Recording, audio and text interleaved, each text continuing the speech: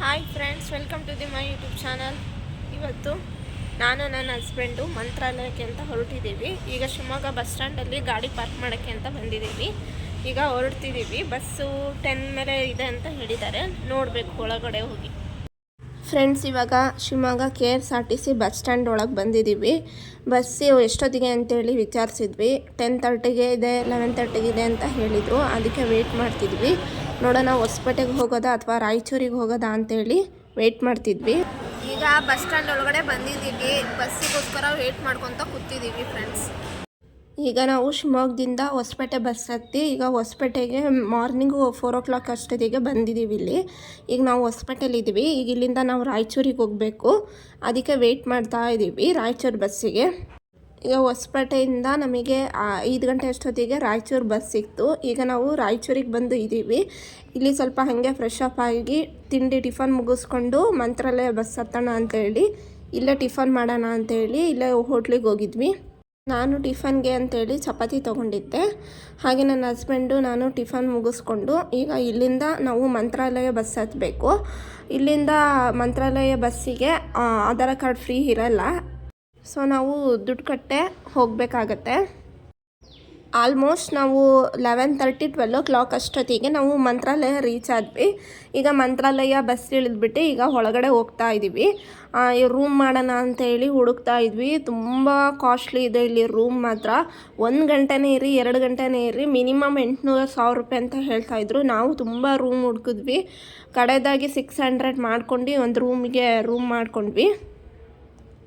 Just ನಾವು ಅಲ್ಲಿ ಇದ್ದಿದ್ದೆ 3 hours. ಫ್ರೆಶ್ ಅಪ್ ಆಗಿಬಿಟ್ಟು ದೇವ್ರ ದರ್ಶನ ಮುಗಿಸ್ಕೊಂಬಂದು ಬ್ಯಾಗ್ ತೊಗೊಂಡೋಗ್ತೀವಿ ಅಂದ್ರೂ 600 ಅಮೌಂಟ್ ಹೇಳಿದರು. ಸೊ ಅಲ್ಲೇ ಈಗ ರೂಮ್ ಮಾಡಿಕೊಂಡು ಈಗ ಹೊಳೆಗೆ ಹೋಗಿ ಸ್ನಾನ ಮಾಡೋಣ ಅಂತೇಳಿ ಹೊರಟಿದ್ದೀವಿ. ಹಂಗೆ ಹೊಳೆಗೆ ಹೋಗ್ಬೇಕಾದ್ರೆ ತುಂಬ ಬಿಸಿಲಿತ್ತಲ್ಲ, ಅಲ್ಲಿ ಕಲ್ಲಂಗಡಿ ಹಣ್ಣು ಮಾರ್ತಾಯಿದ್ರು. ಕಲ್ಲಂಗಡಿ ಹಣ್ಣು ತಿನ್ಬಿಡೋಣ ಅಂತೇಳಿ ಕಲ್ಲಂಗಡಿ ಹಣ್ಣು ತಿನ್ಕೊಂಡು ಸೀದಾ ಹೊಳೆ ಹತ್ರ ಹೋದ್ವಿ. ಹೊಳೆ ಹತ್ರ ಹೋಗಿ ನೋಡಿದ್ರೆ ಸಿಕ್ಕಾಪಟ್ಟೆ ಗಲೀಜಿತ್ತು. ಭಾಳ ಅಂದರೆ ಭಾಳ ಗಲೀಜಿಟ್ಕೊಂಡಿದ್ದಾರೆ ಜನ ಅಲ್ಲಿ.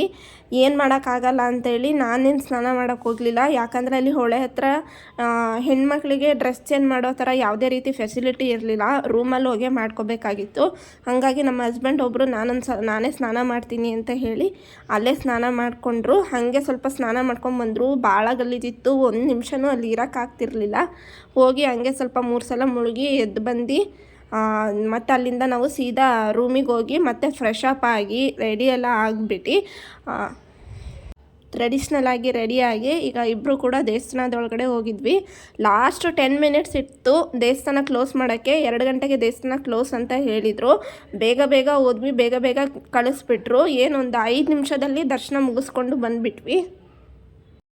ಈಗ ದರ್ಶನ ಮಾಡಿಕೊಂಡು ಹೊರಗಡೆ ಬಂದು ಪ್ರದಕ್ಷಿಣೆ ಹಾಕೋಣ, ಹೆಜ್ಜೆ ನಮಸ್ಕಾರ ಮಾಡೋಣ ಅಂಥೇಳಿ ನಾನು ಹಾಗೆ ಹೆಜ್ಜೆ ನಮಸ್ಕಾರ ಶುರು ಮಾಡಿದೆ. ನಾನು 1 ರೌಂಡ್ ಕಂಪ್ಲೀಟ್ ಮಾಡೋಷ್ಟೊತ್ತಿಗೆ ದೇವಸ್ಥಾನ ಕ್ಲೋಸ್ ಆಗೋದು ಎಲ್ಲರಿಗೂ ಹೊರಗೆ ಕಳಿಸ್ತಾಯಿದ್ರು. ಹಂಗಾಗಿ 1 ರೌಂಡ್ ಮಾತ್ರ ಪ್ರದಕ್ಷಿಣೆ ಮುಗಿಸ್ಕೊಂಡು ಅಲ್ಲಿಂದ ದೇವಸ್ಥಾನದಿಂದ ಆಚೆ ಬಂದು ಈಗ ಸುತ್ತ ಅಂಗಡಿ ಎಲ್ಲ ಹಾಕಿರ್ತಾರಲ್ಲ, ಶಾಪಿಂಗ್ ನೋಡೋಣ ಸ್ವಲ್ಪ ಏನಾದರೂ ತೊಗೊಳೋದಿದ್ರೆ ಅಂತ ಅಂದ್ಕೊಂಡು ನೋಡಿದ್ವಿ.